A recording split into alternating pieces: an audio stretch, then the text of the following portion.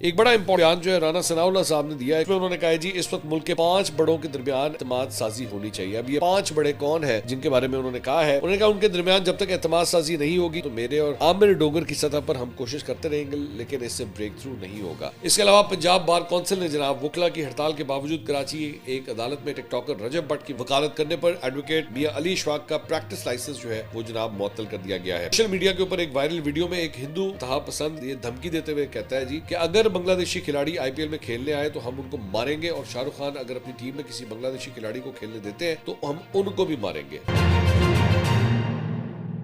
अस्सलाम नाज़रीन, मैं हूं मंसूर अली खान। अपने डेली चैनल के ऊपर आपको खुशामदीद कहेंगे। पिछले 12 घंटे की आम तरीन खबरों के साथ एक दफा फिर आपके सामने हाजिर है। आपसे दरख्वास्त के चैनल को सब्सक्राइब करना मत भूलिएगा, बेल आइकन प्रेस कीजिए। अगर आपको हमारी वीडियो पसंद आए उसे लाइक और शेयर जरूर कीजिएगा। नीचे कमेंट सेक्शन में पहले कमेंट के ऊपर हम लोग पिन कर रहे हैं व्हाट्सएप चैनल का लिंक, आप उसे प्रेस करके हमारे व्हाट्सएप चैनल को भी ज्वाइन कर सकते हैं। और सब्सक्रिप्शन के हवाले से, चैनल को सब्सक्राइब करने के हवाले से बहुत ज़रूरी है एक खुशखबरी आपके साथ शेयर करना, और वो खुशखबरी ये है कि 2025 आप जानते हैं कि कंप्लीट हुआ है, और इसी के साथ एक खुशखबरी जो आपके साथ हम शेयर करना चाह रहे हैं कि इस एक साल के अंदर हमारे यूट्यूब चैनल के 45 करोड़ व्यूज़ जो है वो सामने आया है। 45 करोड़ व्यूज़ ये एक साल के अंदर, जो जिन लोगों ने जितनी दफ़ा हमारे चैनल को देखा, ऑब्वियसली इसमें बहुत से लोगों ने बार बार वीडियोस को भी देखा है, तो टोटल व्यूज़ जो कंबाइन हुए हैं, जो स्टैटिस्टिक्स हमारे सामने आए हैं, वो है 45 करोड़ व्यूज़।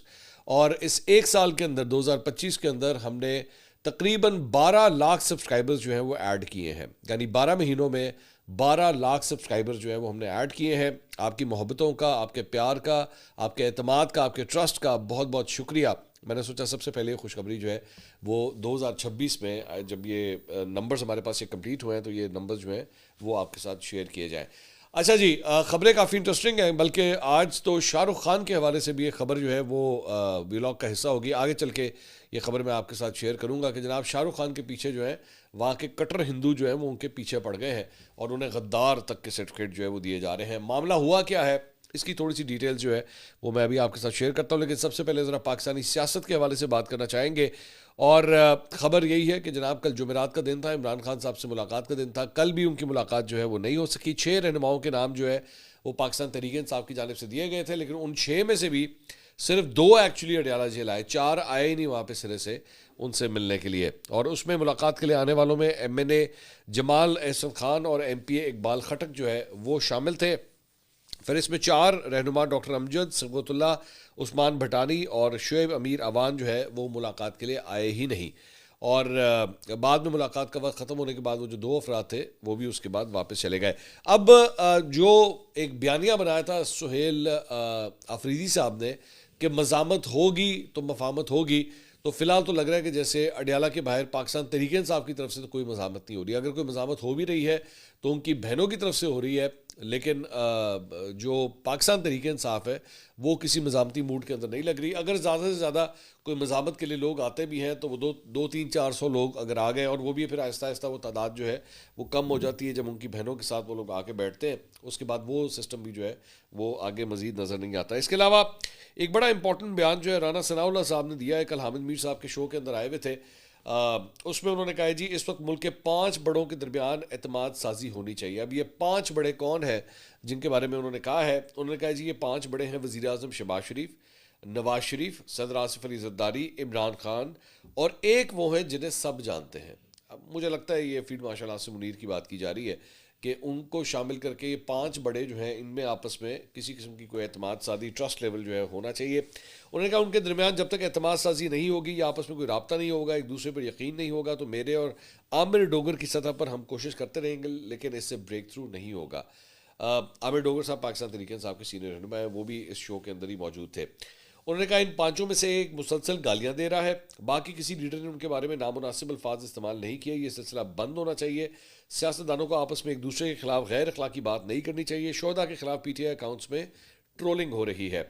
PTI हक की तरफ नहीं, मुल्क में एनार्की की तरफ सफ़र कर रही है। अगर यही करना है तो बानी PTI से मुलाकात कैसे हो सकती है? अगर उनका ख्याल है कि इदारे के खिलाफ मुहिम जोई करने से कोई दबाव आएगा तो ये उनकी गलत फहमी है। जिन अकाउंट से फ़ौज और उसके सरबराह के खिलाफ मुहिम जोई हो रही है वो बंद होनी चाहिए। पीटीआई रहनुमाओं को अपने आप को इन अकाउंट से दूर करना चाहिए। 8 फरवरी को उन्होंने एहतजाज की जो कॉल दी है उस पर अमल दरामद नहीं कर सकेंगे। पहिया जाम की कॉल वापस लें वरना 9 मई की तरह धर लिए जाएंगे। उन्होंने कहा कि अगर नून लीग मुस्तकबिल में अक्सरियत हासिल करती है तो अगली क़यादत बिलाशुबा मरियम नवाज शरीफ की होगी। इसी तरह पीपल्स पार्टी की मुस्तकबिल की क़यादत जो है वो बिलावल भुट्टो है। तो ये बयान राना सनाउल्लाह साहब ने दिया। इसी प्रोग्राम में आमिर डोगर साहब भी मौजूद थे।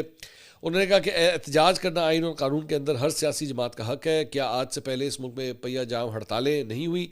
क्या एहतजाज नहीं हुए? 75 वर्षों से इस मुल्क में सैकड़ों पहिया जाम हड़तालें हुई हैं, एहतजाज हुए हैं। अगर इन एहतजाज को सामने रखकर हमें दोबारा 9 मई याद दिलवाई जाए तो ये मुनासिब बात नहीं होगी। राना सनाउल्लाह साहब उसके बाद नदीम मलिक साहब के शो में भी मौजूद थे। वहाँ में भी बड़ी एक इंपॉर्टेंट स्टेटमेंट उन्होंने दी है। उन्होंने कहा अगर पीटीआई सोशल मीडिया पर मुसल्लह अफवाज और उनके सरबराहान के खिलाफ मुहिम बंद कर दे तो फिर इमरान खान के लिए कोई रास्ता नज़र आने लगेगा।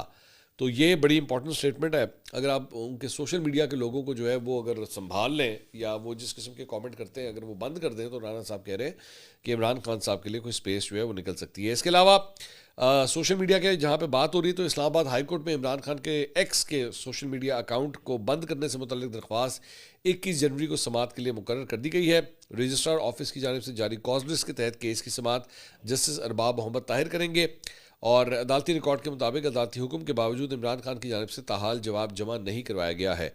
गुज़िश्ता समाअत पर इमरान खान के वकील सलमान अकरम राजा ने पाकिस्तान बार कौंसिल के इंतखाबात के बायस समाअत मुलतवी करने की इस्तदा की थी जिसे अदालत ने मंजूर कर दिया था। बेसिकली अटैम्प्ट मेरा ख्याल में मेरा तज्जिया है, खबर नहीं है, अटैम्प्ट मेरे ख्याल में ये हो रही है कि किसी तरह एक कोर्ट का ऑर्डर जो है वो ले लिया जाए। कोर्ट ये कह दे कि हाँ जी इनका एक्स का अकाउंट जो है वो बंद करे, उसके बाद वो कोर्ट का ऑर्डर जो है जाके प्रेजेंट कर दिया जाए एक्स की इंतज़ामिया को कि जनाब ये देखिए ये फ़लाँ कोर्ट ने हुक्म दे दिया है कि इमरान खान का एक्स का अकाउंट जो है वो बंद कर दिया जाए, तो बराह मेहरबानी से बंद करें ताकि यहाँ से किसी किस्म की कोई ट्वीट से ना हो सके। But let's see what happens. इसके अलावा पाकिस्तान तहरीक इंसाफ के रहनुमा शहजाद अकबर साहब एक दफ़ा फिर उनके साथ एक बड़ा बुरा वाक़या पेश आया है। उन्होंने ट्वीट किया, उन्होंने कहा 31 दिसंबर की शाम यानी कि परसों कैम्ब्रिज शायर इंग्लैंड में मेरी रिहाइशगाह पर जानबूझकर और हदफ बनाकर मुजरिमाना हमला किया गया जिसका मकसद शदीद नुकसान पहुंचाना था। मुजरिमों ने अमलाक को नुकसान पहुंचाया और उसे आग लगाने की कोशिश की जिससे जानों को फौरी ख़तरा लाहक हो गया। ये मेरे घर, मुझ पर और मेरे ख़ानदान के खिलाफ एक हफ्ते के अंदर दूसरा संगीन हमला है जो एक वाज़ेह बदनीति के साथ किया गया। ये अलग थलग या बेतरतीब वाक़यात नहीं है। 24 दिसंबर को टारगेटेड हमले में मुझ पर जिस्मानी तौर पर हमला किया गया जिससे मुझे काफ़ी चोटें आई। बरतानिया के हुकाम दोनों वाक़यात की तहकीकात कर रहे हैं जिन्हें टारगेटेड हमलों के तौर पर देखा जा रहा है। बरतानिया की कानूनी और अखलाकी जिम्मेदारी है कि वो तमाम दस्तयाब अख्तियारात और वसाइल को इस्तेमाल करे ताकि यकीनी बनाया जा सके कि इस सब के लिए एक महफूज मुल्क रहे, ख़ास तौर पर सियासी इख्तिलाफ करने वालों और उन अफराद के लिए जो ख़तरे में है। तो ये जनाब शहजाद अकबर साहब के साथ जो है वो ये फरमा रहे हैं कि मेरे साथ ये दूसरा वाक़या पेश आया। अफसोसनाक बात है, किसी तरह इसे सपोर्ट तो खैर बहुत ही दूर की बात है, कंडेम करना चाहिए कि किसी भी सियासी रहनुमा के आपके 100 उनसे इख्तिलाफात हों, लेकिन इस तरह उनके घर को टारगेट करना या उन्हें टारगेट करना absolutely not. Senator Faisal Vawda साहब ने एक ट्वीट किया है, उन्होंने कहा जी to everybody I pissed off this year, next year same time same place. उन्होंने कहा जनाब 2025 में मैंने जिस जिसको तंग किया, आपके लिए खबर ये है, आपके लिए पैगाम ये है कि दोबारा यही होगा, इसी तरह ही होगा और इसी जगह के ऊपर होगा। तो ये उन्होंने बड़ा सख्त किस्म की जो है वो बात की। इसके अलावा पीटीआई ने सिंध से अपने सेनेटर सैफुल्लाह अबड़ो के खिलाफ जनाब नाहिली रेफरेंस जो है वो दायर कर दिया है। ये रेफरेंस पार्लिमानी लीडर सेनेटर अली जफ़र की जानिब से दायर किया गया और इसमें फ्लोर क्रॉसिंग पर सैफुल्लाह अबड़ो को नाअहल करार देने की जो है वो इस्तदा की गई है। पीटीआई का मौक़िफ़ है कि सैफुल्लाह अबड़ो ने पार्टी हिदायत की खिलाफ वर्जी करते हुए 27वीं आईनी तरमीम पर वोट दिया जिसके बाद उन्हें शो कॉज नोटिस भी जो है वो जारी कर दिया गया है। पीटीआई ने सैफुल्लाह अबड़ो को पार्लिमानी पार्टी के व्हाट्सएप ग्रुप से भी निकाल दिया है। 24 दिसंबर को इस्लामाबाद में पीटीआई की पार्लिमानी पार्टी के इजलास में सैफुल्लाह अबड़ो के खिलाफ नाअहली रेफरेंस दायर करने की मंजूरी दी गई थी। उधर सैफुल्लाह अबड़ो साहब ने जो है वो गुफ्तगू की है। उन्होंने कहा मैं आपको अपनी पार्टी के बारे में बताऊंगा, जिन्हें आप हीरो समझते हैं, जिन्हें आप अजीम समझते हैं, उनकी टांगें कांपती हैं। अली जफ़र की तकारीर निकाल कर देख लें, सिर्फ शिबली फराज बोलता था। हुकूमत की तो मौजें हैं, अली जफ़र जैसा शख्स अपोजिशन में है, हमें ऐवान में फ्लोर नहीं मिलता, अली जफ़र आता ही नहीं। क्या आपने पीटीआई को देखा है? अगर पीटीआई 1 साल में अबड़ो जैसा एहतजाज कर ले तो मैं उन्हें सलाम करूँगा। उनसे पूछें वो कहाँ जाकर बैठे हैं, अली जफ़र से पूछें। हमारा पीटीआई का एक ग्रुप है, आप मुझे बताएं, आपके 6 दोस्त हैं, आप 6 लोगों का एक ग्रुप है। अगर इन 6 का पैगाम किसी और तक जाता है तो कौन भेजता है? अली जफ़र से पूछें। जब सेनेटर्स की मीटिंग होती है तो आपके ग्रुप के पैगाम कहाँ जाते हैं? सबसे पहले आप किसको भेजते हैं? अली जफर जैसा शख्स पीटीआई को मिला है, तहरीक इंसाफ जलील हो गई है। राजा नासिर अब्बास ऑपोजिशन लीडर क्यों नहीं बन रहे? अली जफर ये नहीं चाहता। अगर आज अली जफर को नामजद कर दिया जाए तो आधे घंटे में अगर चेयरमैन मौजूद ना भी हो तो ये नोटिफिकेशन फिर भी हो जाएगा। ऐसे लोगों की ज़रूरत होती है, हुकूमत को ऐसे लोगों की ज़रूरत है। आप पार्लियामेंट आए, रिकॉर्डिंग निकाल कर देखें, हम हुकूमत के लोगों से हाथ तक नहीं मिलाते और हुकूमत के बड़े लीडर आते हैं और पहले अली जफर को सलाम करते हैं। हमें ऐसी मुनाफकत नहीं चाहिए। हाँ, मैंने वोट दिया है। हमारी पार्टी ने इसकी मुखालफत कब की? मुझे एक तरमीम दिखा दें जहाँ जनरल की मुखालफत की या उसने किसी और की मुखालफत की। ये खान को धोखा दे रहे हैं। तो वो पीटीआई की जो इंटरनल लड़ाइयाँ हैं जनाब, वो वैसे ही उसी तरह जो है वो चलती जा रही हैं। इसके अलावा ज़िमनी इलेक्शन जनाब मुनक्किद हुए, उसमें मुस्लिम लीग नून जो है एक सीट जीतने में कामयाब हो गई है। पीपी 289 ये जनाब सीट है और यहाँ पे मुस्लिम लीग नून के उसामा अब्दुल करीम जो है वो बिला मुकाबला ये इलेक्शन जीत गए हैं। 11 में से 9 उम्मीदवारों ने अपने कागजात नामजदगी वापस ले लिए थे। 10वें उम्मीदवार ने कल रिटायरमेंट ले ली, जिसके बाद सिर्फ एक ही कैंडिडेट बीच में बचे और उससे जो है वो अब बिला मुकाबला जीत गए हैं। ये नून लीग के रहनुमा थे महमूद कादर लगारी। वो चूँकि रुकने कौमी असम्बली मुंतखब हो गए थे तो उन्होंने अपनी ये सीट जो है वो खाली की थी, तो उसके ऊपर जो है ये ज़िमनी इलेक्शन हुआ है।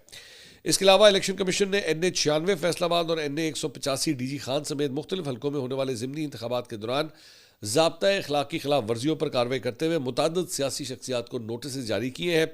उसमें NA 96 फैसलाबाद में ज़ाब्ता अखलाक की खिलाफ वर्जी पर वज़ीर मुमलिकत बराए दाखिला तलाल चौधरी को नोटिस जारी किया गया है और इसी हल्के से मुस्लिम लीग नून के उम्मीदवार बिलाल चौधरी को भी जो है वो नोटिस भिजवा दिया गया है। इस केस की समाअत 8 जनवरी को सुबह 8 बजे होगी और इसी तरह इलेक्शन कमीशन ने ज़ाब्ता अखलाक की खिलाफ वर्जी के दीगर केसेस की समाअत के लिए 13 जनवरी को सुबह 10 बजे जो है इसका टाइम जो है वो फिक्स कर दिया है।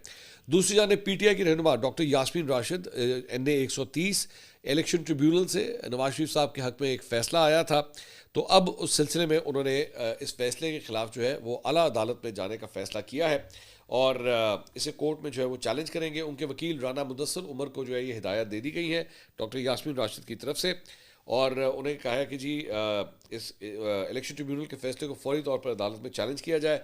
उनके वकील ने तस्दीक की है कि डॉक्टर यास्मीन राशिद ने NA 130 से मुतल्लिक़ फ़ैसले को बिला ताख़ीर अदालत में ले जाने की हिदायत की है ताकि कानूनी हक़ का तहफ़्फ़ुज़ जो है वो किया जा सके। राना मुदस्सर ने बताया कि ट्रिब्यूनल के फैसले की तस्दीक शुदा कॉपी के लिए बाकायदा तौर पर अप्लाई कर दिया गया है। जैसे ही फैसले की मुसद्दका कॉपी मौसूल होगी मुतल्लिका अदालत में पिटीशन जो है वो दायर कर दी जाएगी। डॉक्टर यास्मीन राशिद का कहना है, उनके वकील का कहना है कि इलेक्शन ट्रिब्यूनल ने केस में हक़ाइक़ का दुरुस्त जायज़ा नहीं लिया और तकनीकी बुनियादों पर डॉक्टर यास्मीन राशिद की इलेक्शन पिटीशन जो है उसे मुस्तरद किया गया है। तो ये इधर ये मामला है। दूसरी जानिब जनाब वज़ीर आला पंजाब मरीम नवाज शरीफ साहिबा उन्होंने वाघा बॉर्डर लाहौर पर नए तामीर होने वाले एरेना का जो है वो इफ्तिताह किया है। उन्होंने बतौर मेहमान खुसूसी एरेना की इफ्तिताही तकरीब में शिरकत की। सीनियर सूबाई वज़ीर मरीम औरंगज़ेब, कोर कमांडर लाहौर, वज़रा और सीनियर ब्यूरोक्रेसी ने भी जो है वो तकरीब में शिरकत की। नए एरेना में शायकीन की नशिस्तों की तादाद 7,500 से बढ़ाकर 25,000 कर दी गई है और इस एरेना में तोसी के अलावा जॉइंट चेक पोस्ट वाघा पर नई तामीरात भी जो है वो अमल में लाई गई हैं। नई तामीरात में तकसीम हिंद की अक्कासी करने के लिए रेलवे स्टेशन के मॉडल, सामान हर्ब और यादगार शोहदा पर मुश्तमिल थीम पार्क जो है वो शामिल है। एरेना में तहरीक आज़ादी से आज तक पाकिस्तान की तारीख और सकावत से मुतल्लिक़ पाकिस्तान म्यूज़ियम भी जो है वो तामीर किया गया है और इजाफी दफातर, पंजाब रेंजर्स के जवानों के लिए बैरक्स, नमाजियों के लिए प्रेयर एरिया और फूड कोर्ट्स भी जो है वो इसमें शामिल हैं। इसके अलावा कार पार्किंग जो है उससे भी अब काफ़ी बड़ा कर दिया गया है और बाब आज़ादी के मुकाम पर शाही किले की तर्ज पर आलमगीरी दरवाज़ा भी जो है वो नस्ब किया गया है यहाँ पर। इसके अलावा पंजाब बार कौंसिल ने जनाब वकला की हड़ताल के बावजूद कराची एक अदालत में टिकटॉकर रजब भट्ट वकालत करने पर एडवोकेट मियां अली इशफाक का प्रैक्टिस लाइसेंस जो है वो जनाब मुअत्तल कर दिया गया है। हड़ताल जो है वो कराची बार एसोसिएशन के साबिक लाइब्रेरियन नसीर मोहम्मद करोड़ों के मुबैना इस्तेसाल के खिलाफ की गई थी, जिसके बाद सिटी कोर्ट्स के अहाते में अदालती कार्रवाई पर मुकम्मल पाबंदी आयद थी। पंजाब बार कौंसिल के एग्जीक्यूटिव कमेटी के चेयरमैन ने की जानिब से जारी करदा हुक्मनामे के मुताबिक ये इकदाम कराची बार एसोसिएशन के सदर और जनरल सेक्रेटरी की जानिब से मौसूल होने वाले ख़त के बाद जो है वो किया गया, ये जिनका लाइसेंस मुअत्तल किया गया है। ख़त में उस वीडियो की निशानदेही की गई है जो सोशल मीडिया पर गर्दिश कर रही थी, जिसमें एडवोकेट मियां अली इशफाक को कराची सिटी कोर्ट्स में वकला की हड़ताल के दौरान टिकटॉकर रजब भट्ट की नुमाइंदगी करते हुए जो है वो देखा गया था। हुक्मनामे के मुताबिक वकील ने हड़ताल के बावजूद अदालत में पेश होकर ज़ाब्ता अखलाक और हड़ताल के तयशुदा असूलों की खिलाफ वर्जी की, जबकि उनके हमरा निजी गार्ड या अफराद की मौजूदगी का भी जो है वो इल्ज़ाम आयद किया गया है। मियां अली इशफाक जो है वो ज़हन में रखिएगा कि सिर्फ रजब भट्ट के वकील नहीं है, वो इमरान रियाज के भी वकील हैं। इमरान रियाज खैर पाकिस्तान में नहीं है। इसके अलावा जनरल फैज़ के वकील भी जो है वो इस वक्त मियां अली इशफाक ही हैं। आई जस्ट वंडर कि क्या वो अब जनरल फैज़ के, क्योंकि उन्होंने भी जो है वो अपील वगैरह की हुई है, तो क्या वो अब प्रैक्टिस कर सकते हैं या नहीं कर सकते, क्या वो उस केस में अब पेश हो सकेंगे या नहीं, ये सबसे बड़ा सवालिया निशान है। इसके अलावा ज़ाहिर बात है और भी बहुत से साइलिन हैं जिनकी वो इस वक्त मुआवनत कर रहे हैं, जो उनको रिप्रेजेंट कर रहे हैं, क्या अब वो उनके लिए ये काम कर सकते हैं या नहीं, ये सबसे बड़ा सवाल है। दूसरी जानब जनाब टिकटॉकर नदीम नानीवाला ने एक इंटरव्यू में इल्ज़ाम आयद किया है। उन्होंने कहा जी यूट्यूबर डकी भाई, उनकी गिरफ्तारी का जिम्मेदार जो है वो social media personality doctor Affan Qaiser को जो है उन्होंने ठहरा दिया है। नदीम नानीवाला के मुताबिक डॉक्टर अफान कैसर ने additional director NCCI Chaudhry Sarfaraz को डकी भाई की दौलत की तफसीलात दी और कहा कि चौधरी साहब असल अमीर आदमी डकी है, इससे अपना हिस्सा लें। उसने एस्ट्रोलॉजी और मुझे भी जो है डील की ऑफ़र की थी, ये कहना है नदीम नानीवाला का। उन्होंने बताया कि NCCI के हुकाम ने डॉक्टर अफान कैसर के ज़रिए मुझे एक डील भेजी। टिकटॉकर के मुताबिक हमारे पास उसके खिलाफ तमाम सबूत मौजूद है जो हम मुनासिब वक्त पर सामने लाएंगे। वो एक मुनाफिक शख्स है जो हालात को अपने फ़ायदे के लिए इस्तेमाल करता है और उन्हें मजहबी रंग देने की कोशिश करता है। इसके साथ सख्ती से निपटा जाएगा। तो ये एक इल्ज़ाम जो है वो लगाया गया। दूसरी जानब लाहौर के एक वकील की जो है वो नदीम नानीवाला को वार्निंग की वीडियो जो है वो सामने आई है। उसमें वो ये वकील कहता है जी नदीम नानीवाले, तुम्हें मैं एक पैगाम दे दूँ, तू आजकल बड़ा कह रहा है कि वकला नौसरबाज, तो बंदे का पुत्र बन जा और बाज आ जा। तुम भी हाफसाबाद के और मैं भी हाफसाबाद का हूँ, मैं तुम्हें अपना भाई समझता हूँ, तुम मेरी मिट्टी के हो, मुझे तुम्हारे गांव का भी पता है और मैं तुम्हारे दादे परदादे और तुम्हारी नानी को भी मैं जानता हूँ। तो मैं हैरान हूँ ये आजकल टिकटॉकर्स और यूट्यूबर्स की लड़ाइयाँ जो है वो वकला के साथ क्यों इतनी हो गई हैं। इसके अलावा जनाब NCCI ने बड़ी कार्रवाई करते हुए एक चाइल्ड फोटोग्राफी में मुलविस मुलजिम को जो है वो गिरफ्तार किया है। NCCI से जारी इलामिया के मुताबिक NCMEC की साइबर टिप लाइन पर कार्रवाई की गई और मुलजिम वकास अहमद को जो है वो हरीपुर से इस सिलसिले में गिरफ्तार किया गया है। इसके अलावा पाकिस्तान क्रिकेट बोर्ड के चेयरमैन मोहसिन नकवी साहब ने कहा है जी वुमेंस वर्ल्ड कप की मेज़बानी हासिल करने के लिए हम लोग कोशा हैं, भारत के साथ अपने मौक़ों पर कायम है और उसके साथ बराबरी की बुनियाद के ऊपर जो है वो बात होगी। उन्होंने कहा मेंस वर्ल्ड कप के हवाले से कप्तान से कोई बात नहीं हुई, क्रिकेट के मामला को क्रिकेटर्स ही देख रहे हैं। उन्होंने कहा कि कराची में ग्राउंड्स के मामला से आगाह है, बहुत जल्द कराची समेत पूरे मुल्क में ग्राउंड्स के हवाले से अच्छी खबर आपको मिलेगी। उन्होंने कहा नेशनल स्टेडियम तामीर नौ के बाद लाहौर से भी जो है वो ज़्यादा खूबसूरत हो जाएगा। उन्होंने कहा कि PSL के फौरी नेशनल स्टेडियम में अपग्रेडेशन का काम शुरू होगा और कराची स्टेडियम लाहौर से खूबसूरत बनाएंगे, जिसके बाद आवाम जो है ख़ुद वहाँ का रुख करेंगे। इसके अलावा जनाब ईरान में इतवार के रोज़ शुरू होने वाले मुजाहरे, हमने अपने पिछले व्लॉग्स में आपको इसका ये खबर शेयर की थी। वो मुजाहरे जो है वो पुरतशद्दुद हो चुके हैं और ईरान के सरकारी मीडिया के मुताबिक मुजाहरों के दौरान ईरानी सिक्योरिटी फोर्सेस का एक अहलकार जो है वो जाँ बहक हो गया है। आलमी खबरसा इदारे के मुताबिक सिक्योरिटी फोर्सेस के साथ मुजाहिरीन की झड़पों में कम से कम 2 मुजाहिरीन मारे जा चुके हैं। वजारत दाखिला का कहना है कि मुजाहिरीन ने गवर्नर ऑफिस, मस्जिद, टाउन हॉल और बैंकों पर पथराव किया, जिन्हें पुलिस ने आंसू गैस शेलिंग और हवाई फायरिंग से मुंतशिर करने की जो है वो कोशिश की। जख्मियों में से 2 की हालत नाजुक होने के बाद हलाकतों में इजाफे का खदशा जाहिर किया जा रहा है, जबकि 50 से ज़ायद मुजाहिरीन को हिरासत में भी ले लिया गया है। इसके अलावा जनाब इंडिया से कुछ खबरें जो हैं वो शामिल करेंगे और वहाँ पे खबर यह है कि समाजवादी पार्टी के रहनुमा सनातन पांडे, उन्होंने कहा है कि जी झूठ छुपाने के लिए पुलवामा की साजिश का ढोंग रचाया गया। 2019 में होने वाला पुलवामा हमला गैर मुल्की नहीं बल्कि BJP की साजिश का हिस्सा था। उन्होंने कहा कि BJP आज तक ना बता सकी कि हमले में इस्तेमाल हुआ RDX कहाँ से आया। बगैर तहकीकात और सबूत पाकिस्तान पर इल्ज़ाम लगाना मोदी हुकूमत की अब आदत बन चुका है। इसके अलावा जनाब शाहरुख खान के हवाले से मैंने आपको शुरू में आपको बताया था, तो खबर यह है कि भारतीय जनता पार्टी BJP के इंतहा पसंद रहनुमा संगीत सोम, उन्होंने अदाकार शाहरुख खान को अपनी IPL की टीम कोलकाता नाइट राइडर्स के लिए बांग्लादेश के फास्ट बॉलर मुस्तफिजुर रहमान को खरीदने पर गद्दार करार दे दिया है, क्योंकि उन्होंने अपनी टीम के लिए एक बांग्लादेशी बॉलर को ख़रीदा था या उसको टीम में शामिल किया था। उसकी बुनियाद के ऊपर जो है वो कहा जा रहा है कि जनाब आपने इसे क्यों शामिल किया। एक अवामी तकरीब से खिताब करते हुए उन्होंने कहा कि जी एक तरफ बांग्लादेश में हिंदू मारे जा रहे हैं और दूसरी तरफ IPL में उनके क्रिकेटर्स को ख़रीदा जा रहा है। उन्होंने कहा कि गद्दार अदाकार शाहरुख खान ने बांग्लादेशी क्रिकेटर मुस्तफिजुर रहमान को 9 करोड़ रुपए में ख़रीद लिया। ऐसे गद्दारों को इस मुल्क में रहने का कोई हक नहीं है। उन्होंने शाहरुख खान से मुखातिब करते हुए मजीद कहा कि इस मुल्क के लोगों ने इस मुकाम तक पहुँचने में आपकी मदद की है, तो अगर आपको पैसा मिलता है तो वो इस मुल्क से मिलता है, लेकिन आपने इस मुल्क के साथ गद्दारी की। तो शाहरुख खान के खिलाफ जनाब गद्दारी का फतवा बीजेपी के रहनुमा ने दे दिया है। मुसलमानों के साथ जो है वो यही किया जाता है वहाँ पे। तो और इसी इशू के ऊपर जो है वो अर्नब गोस्वामी, उन्होंने भी अपने प्रोग्राम के ऊपर जो है वो शाहरुख खान के ऊपर बड़ी तनकीद की है। और वो मामला यही है कि जनाब बांग्लादेश ने जो है वो हमें जो टारगेट करते हैं, हमें इंडिया को टारगेट करते हैं, हिंदुओं को टारगेट करते हैं, तो आप इनके क्रिकेटर्स को जो है वो क्यों खरीद रहे हैं। पहले ये पाकिस्तान के खिलाफ था, पाकिस्तान तो खैर पाकिस्तानी क्रिकेटर्स तो वैसे ही आईपीएल में नहीं खेलते, लेकिन अब बांग्लादेशी क्रिकेटर्स के खिलाफ भी जो है उन्होंने महाज गर्म कर दिया है। इसके अलावा सोशल मीडिया के ऊपर एक वायरल वीडियो में एक हिंदू इंतहा पसंद कारकुन जो है वो मीडिया से गुफ्तगू के दौरान